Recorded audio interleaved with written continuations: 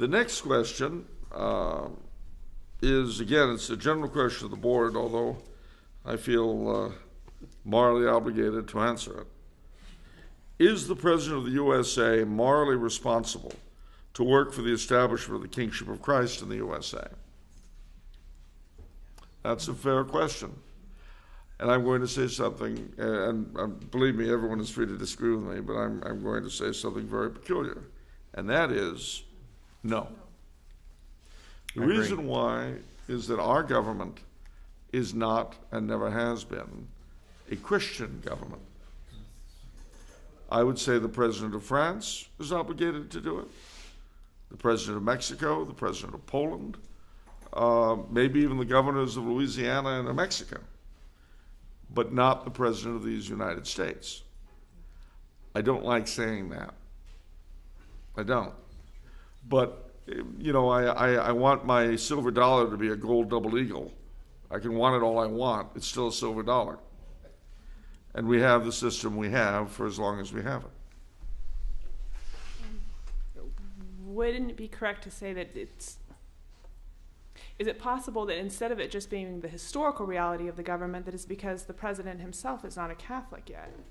And that if he were a Catholic, he would be working for the reign of Christ in his own soul, which would inform his decisions, even though it wouldn't affect the structure of the government because it's not a Catholic government, but he would be working for it in a sense. Well, he would be obligated, unlike JFK, who kept his religion out of both his public and his private life. He promised to keep it out of both his public and his private life. Despite that, you're right in the sense that a Catholic president would be obligated to fulfill his role as a Catholic would.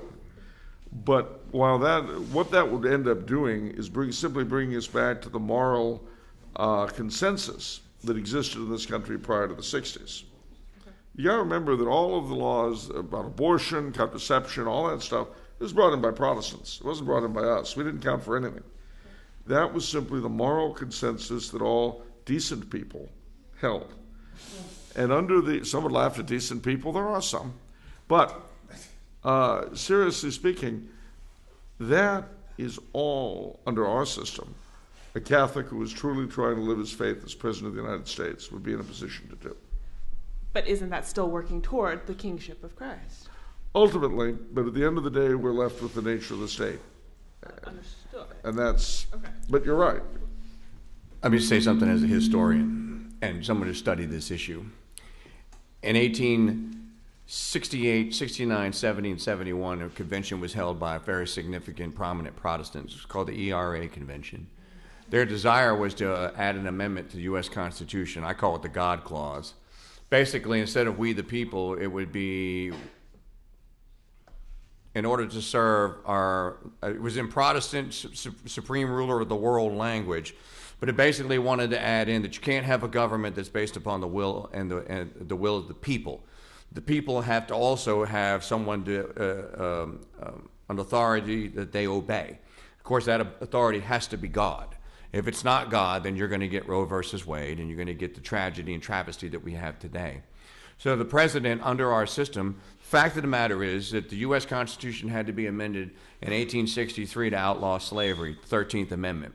That means that the subjugation of Africans was legal. Not only was it legal, it was promulgated, and certain southern states run by Protestant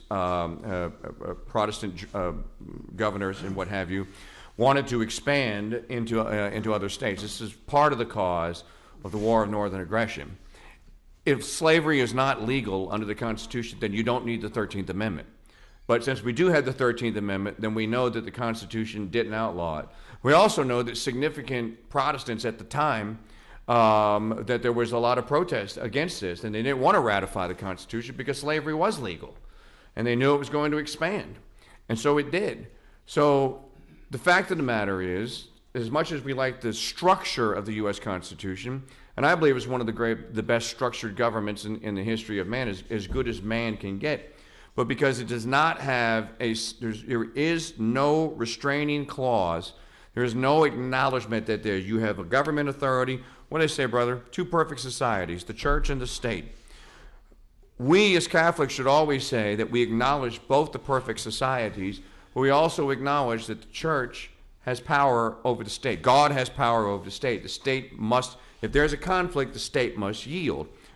What we have is a system where the church yields and has been yielding since ratification.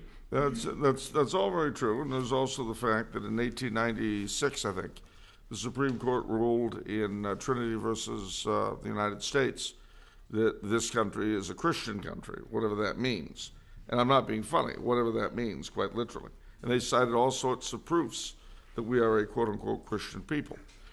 Nevertheless, the problem is that the system that we have was a compromise worked out to reflect the fact that we had an extremely disparate group of citizens with very little to rally around.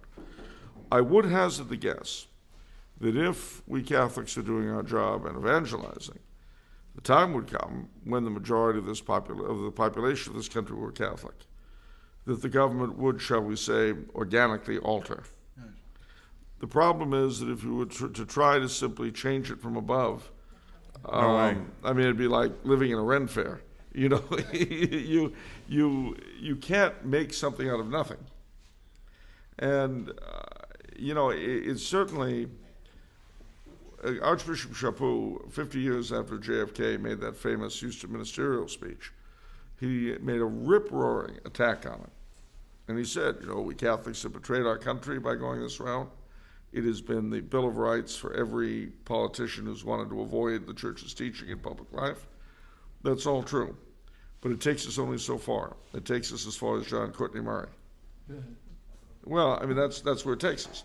We can't, as things stand, as long as we're a small minority in this country, this is as far as we go. Very small minority. Well, in Boston, we're 2,000. A remnant.